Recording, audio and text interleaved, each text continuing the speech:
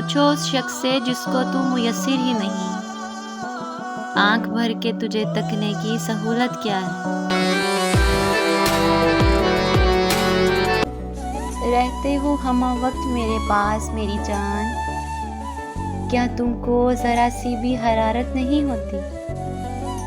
माथे से चूमती हूँ मैं तुझे, माथे से बहुत नीचे इजाज़त नहीं होती। होने से हुआ करता है ये इश्क़े गरामी, करने से मेरी जान ये हमाकत नहीं होती।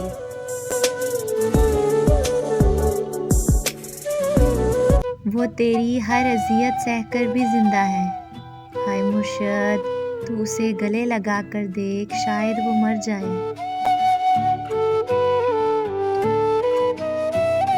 हम गुज़र आए हैं उस जिस्म की कुर्बत से, सो हमें अब किसी चीज़ से नशा नहीं होने वाला। जिसको तस्वीर दिखाता हूँ यही कहता है, तेरा नुकसान तो पूरा नहीं होने वाला।